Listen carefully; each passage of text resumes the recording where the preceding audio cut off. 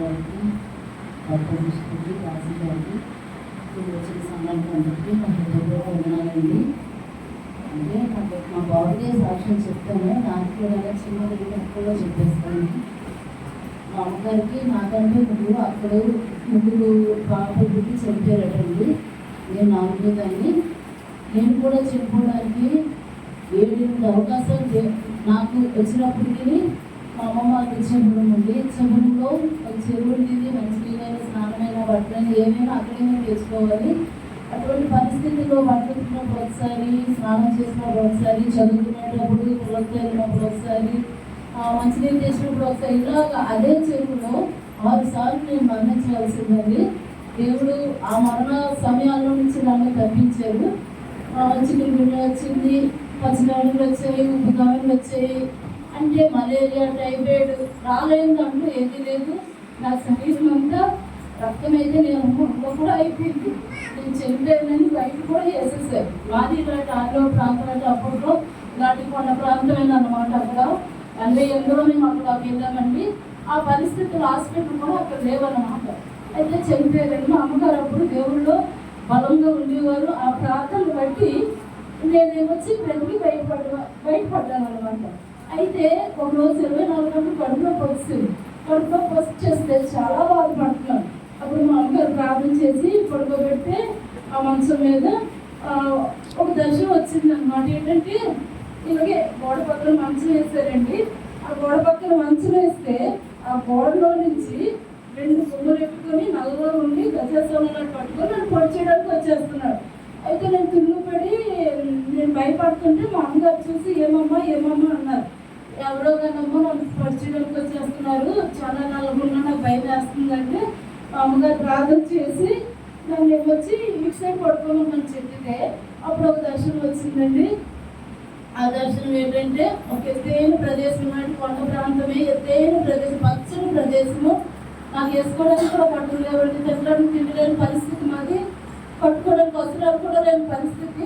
అటువంటిప్పుడు అక్కడ అల్లూరులో పాత బట్టలు అమ్మే వాళ్ళ దగ్గర అమ్మ 2 గౌన్లు కొన్నదండి. 2 అంటే 5 రూపాయలకి ఒక గౌను, 2 10 రూపాయలకి కొన్నదన్నమాట.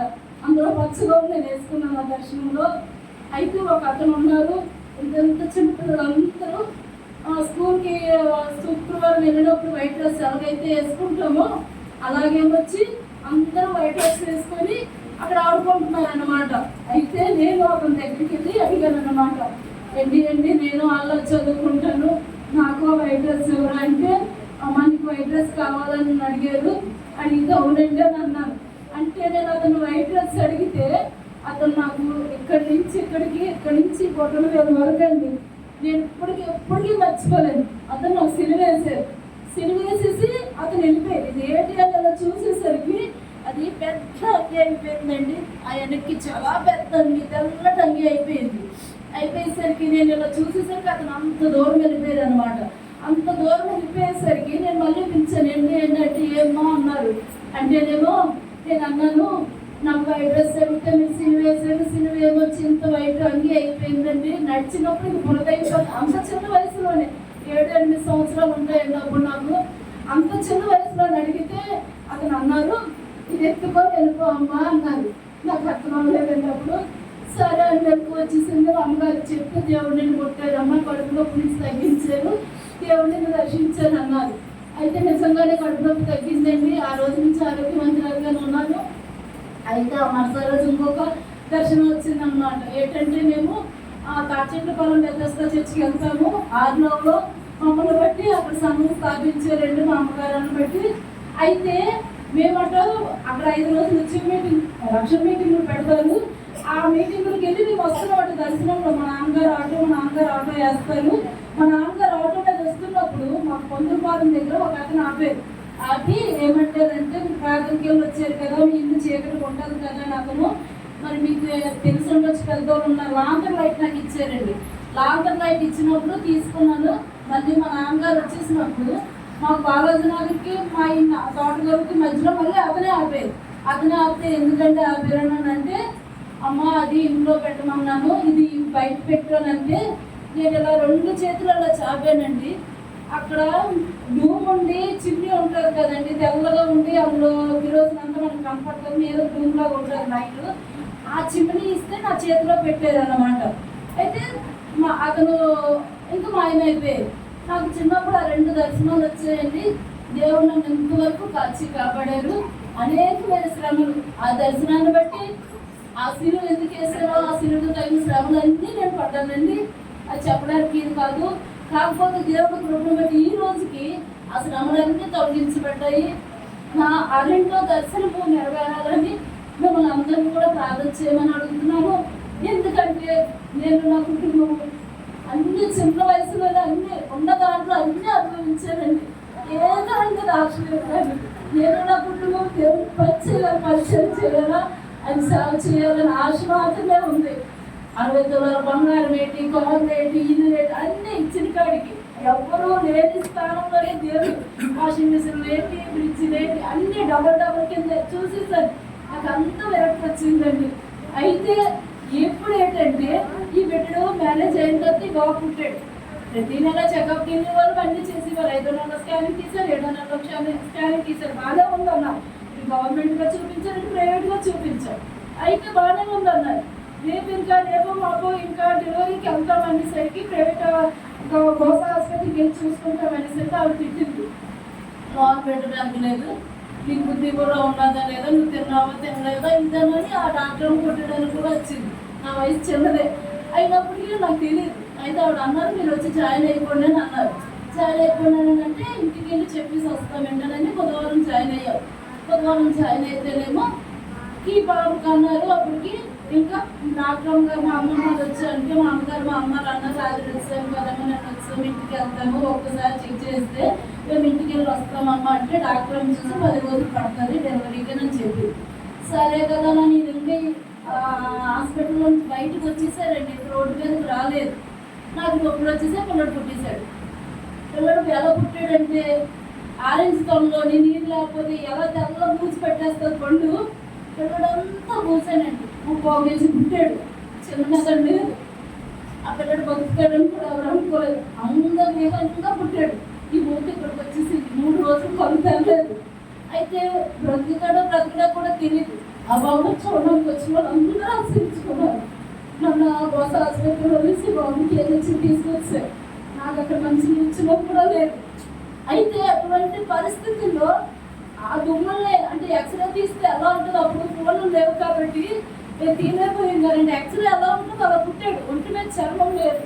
ఎందుకంటే నాకు కూడా మా నాన్నగారు అప్పుడు పచ్చగా అడుగుతూ చనిపోయే పరిస్థితి. నేను తిండి తినకంటే ట్యాబ్లెట్ వేసేసుకునేదాన్ని. నాకు తెలిసేది కాదు, వయసు చిన్నది చెప్పినవారు కాదు. ఈ తెలిసి మా నాన్నగారు అంటే నాకు చాలా ఇష్టం. అయితే దాన్ని బట్టి తిండి తినకంటే మరి ఎటు ఉంటుందో ఎవరు నాకు తెలియదు. ఫస్ట్ టైము ఎవరు చెప్పకపోతే అలా వేసేసుకున్నాను అనమాట. మరి ఏం చెప్పకపోతే నాకు తెలియదు. అయితే ఈ బాబు అలా పుట్టాడు అనమాట. అతను అన్నారు, విజయ పంచాయతీ చెప్పిపోతే పడేయండి అని చెప్పారు. పుట్టిన కానించి స్పెషలిస్ట్ ఉంటే తీసుకెళ్ళి 1 రోజులు హాస్పిటల్కి తీసుకెళ్ళానండి. 1 రోజులు చాలా బాధలు పడ్డాను. బాబుతో అయితే ఇలా చల్లనింటి జ్వరం వచ్చింది. కరెక్ట్ మధ్యరాత్రి వచ్చేసింది. ఎక్కడ తీసుకెళ్ళాలో అర్థమైంది కాదు. ఇటు ఇంత తిట్లు, దాంతో తిట్లు, ఇక్కడతో ఈ వెయ్యాలి స్ప్రింగ్ పట్టుకొని రాత్రి అంతా ఒప్పుకునే ఉండేదండి. అటువంటి పరిస్థితుల్లో నుంచి దేవుడు ఇంతవరకు పెట్టండి తీసుకుని వచ్చాడండి. అయితే ఈ బిడ్డలు కూడా చిన్నప్పటి నుంచి పాటలు అంటే ఇష్టము. మేము ఆ టీవీ సీడీ ప్లేయర్ ఉండేవి. ఇలాంటి టీవీ కాకపోయినా సీడీ ప్లేయర్లో పాటలు పెట్టి వదిలేసారు. కుటుంబ ప్రార్థన చేసుకున్నప్పుడు వాక్యాలు చదువుకోవడం, పాటలు పాడడం అంటే దగ్గర ఒక 5,000 వరకు సీడీలే పాడు చేశాడు. మన చర్చిలో నుంచి నేను ఒక్కసారి 2,000 రూపాయలు సీడీలు కొన్నాను నుంచి. అంటే ఆ ఇష్టం అన్నమాట. పాటలు అలాగ ఆలకిస్తాడు. పాటలు అంటే తెలియదు, ఆలకించుకొనే ఉంటాడు రోజంతా. అయితే పోనీ ఇంక పని పాట ఉండదు, ఈ భావం పడే కన్నా అదైతే బెస్ట్ ఏమో అనుకుని నేను అలా పెట్టేసేదాన్ని అన్నమాట. అయితే దేవుడు దాన్ని బట్టి ఇప్పుడు నాకు అర్థమవుతుంది. ఇప్పుడు నేను కూడా చాలా బాధపడుతుంది. అవి అంత చిన్నప్పుడు ఇంకా వాక్యాలు పెట్టి నేర్పించుంటే ఎంత బాగుందో కదా అని అన్నప్పుడు బాగుపడుతున్నాను. అయితే ఆ కుటుంబ ప్రార్థనలో చేసుకునే ప్రార్థన బట్టి అట్లు బట్టి ఆ బిడ్డడు బ్రెయిన్లో పెట్టుకున్నాడంట. అయితే మాకు తెలియదు ఆ పాటలు నేను సీడీలు పోతున్నాయి, ఇవన్నీ పాటు చేసేస్తున్నాడు అనుకున్నాను. కానీ అయితే రాను నేను ప్రార్థన చేసినప్పుడు ఆ బిడ్డడు పాడడం మొదలు పెట్టాడు అనమాట. దేవుడు కొందనాలు అనుకున్నాము. అప్పుడు ఒక రోజు ఏమొచ్చి ఇలాగే ఇలా చెప్పినప్పుడు పాటలు పాడినప్పుడు మేము తప్పు పాడితే ఒక లైన్ తప్పు పెడితే పాడించేవాడు కాదు. అది కాదు ఇది అనేవాడు. నాకు చిన్న తేడా వచ్చినా సరే అది కాదు అనేవాడు. కాకపోతే ఏ పాట అయినా ఇప్పుడు మనదనే కాదండి, బయట ఏది విన్నా సార్ అది కూడా అవి వెళ్ళినవ్వకన్నా చేయనివ్వకన్నా నేను కవర్ చేసుకొని స్కూల్లో అన్ని నేర్పించినప్పుడు చేసినప్పుడు దాన్ని కంట్రోల్ చేసుకోవడానికి దేవుడు కృప చూపించాడండి. మరి ఆ బిడ్డ పట్ల దేవుడు భూమి మీద వేసాడు కాబట్టి ఏం ప్రణాళిక నాకు తెలియదు. ఆ బిడ్డ పట్ల దేవుడు పరిచర్య చేసుకోవాలని ఆ బాబు రెండో బాబు అండి, ఇంకొక పాప ఉంది. కానీ ఆ బాబు 4 కేజీలు పుట్టాడు, ఇంకొక బాబు 3.5 కేజీలు పుట్టింది. కానీ నిజం చెప్పాలంటే వాళ్ళిద్దరి మీద నిజంగా ఈ బాబే తెలివైనాడు. దేవుడు ఇచ్చిన వరం కాబట్టి ఎంత నిమిత్తం ఇచ్చాడో తెలియదు. కానీ ఆ బాధలన్నీ పడ్డారు. కానీ ఆ బాబు దేవుడు పరిచర్యలో ఏదో ఒక విధంగా ఆ బాబుకి ఇచ్చిన అంటే జ్ఞాపశక్తి ఇచ్చాడు కాబట్టి ఆ పాటలు పాడే ఆ కృపావరం దేవుడు ఇచ్చాడు నేను నమ్ముతున్నాను. దాన్ని బట్టి ఏ ఒక్క ఆత్మీయను రక్షించబడాలని దేవుడి సన్నిధికి చేరాలని ఏదో పేరుకి గొప్పకి దీనికి కాదు. కానీ ఆ బిడ్డను బట్టి ఏ పరిస్థితిలో ఉన్నా కూడా దాన్ని బట్టి ఏ ఒక్క ఆ స్థితిలో ఉన్న బిడ్డలకైనా ఎవరికైనా ఒక్క ఆత్మ ఆ బాబు పాడిన పాట ద్వారాగైనా ఏ విధంగా చేతనైనా రక్షించబడతారని ఆశపడుతూ మీరందరూ ఆ బాబు గురించి ప్రార్థన చేయండి. ఎందు గురించి అంటే ఈ బాబుకి చిన్నది అదే యూట్యూబ్లో మనం అసలు చెప్తే అలాగని పెట్టాను, ఎంతవరకు మాకు తెలియదు. కానీ ఆ బాబు గురించి పెట్టామండి. నేను చెప్తున్నా అదేదో దానిలో ఏదో ఏటో అది కూడా నేను దేవుడి సేవకే సమర్పించుకున్నానండి. ఏది నేను మంచి బిడ్డలుగా వాళ్ళకి పెంచుతున్నాను, నేను పెంచలేకపోతున్నానని వచ్చిన పెన్షన్ కూడా నేను క్యాన్సిల్ చేసేసి ఈ బాబు మంచి బిడ్డడని నేను విశ్వసించాను. ఈ రోజు కూడా పెన్షన్ రాలేదు. అంటే అనివార్యంగా ఉన్నా అది వేరే ప్రాబ్లంగా అయినా ఒక నెల ఒక 6 నెలలు ఇచ్చారు, 6 నెలలు దేవుని సేవకి ఇచ్చేసాను. కానీ తీసేశారు. అయినా పోతే నేను మంచి బిడ్డడని నేను విశ్వసించాను. దేవుడు ఈ రోజు మంచి బిడ్డగానే నాకు ఇచ్చాడంటే ఆ బాబుని మీరందరూ ఆ బాబు పుట్టినప్పుడు 30 కేజీ పుట్టాడు. మన హాస్పిటల్ తీసుకెళ్తే 33 కేజీలు అంతా ఉన్నాడు. అన్నం తిన్ను కోపం ఎక్కువైంది, కోపం కొట్టుకుంటున్నాడు. ఈ మధ్యలో ఇరిటేషన్ కూడా కొంచెం వస్తుంది. దేవుడు పనిలో సాగిపోవాలని మీరందరూ మీ అందరి ప్రార్థనలో జ్ఞాపకం చేసుకుంటారని ఈ అవకాశం ఇచ్చినందుకు దైవ సౌకర్యానికి దైవజనులకి నా హృదయపూర్వక రాత్రి గారికి దైవం గారికి నా హృదయపూర్వక వందనాలు చెల్లించుకుంటున్నానండి. మీరు అవకాశం ఇస్తే ఆ బాబు కూడా చిన్న పాట పాడతాడు.